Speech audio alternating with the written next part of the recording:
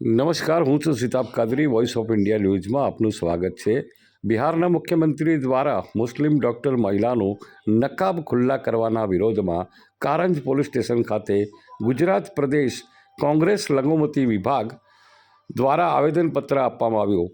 પ્રોગ્રામમાં MLA Imran Khedawala, AMC વિરોધ પક્ષના નેતા શહેજાદ ખાન, કોર્પોરેટર તસ્લીમ આલમ તિરમિજી, ઇકબાલ શેખ, ઝુલ્ફિકાર હાજીભાઈ મિર્ઝા, ઇમ્તિયાઝભાઈ શેખ, એઆઈસીસી એમડીના પ્રમુખ શાહનવાજ શેખ, જીપીસીસી એમડી ઉપપ્રમુખ નાસિર ખાન, અહેમદ ખાન, સિટી કોંગ્રેસ માઇનોરિટીના ચેરમેન અને કાર્યકરો ચેરમેન હાજર રહ્યા. મોટી સંખ્યામાં ઉપસ્થિત રહી અને આ હિસાબ બાબતનો ભારે વિરોધ દર્શાવ્યો હતો અને આવેદનપત્ર પાઠવી તાત્કાલિક અસરથી કાર્યવાહી કરવા માટેની જાણ કરી હતી.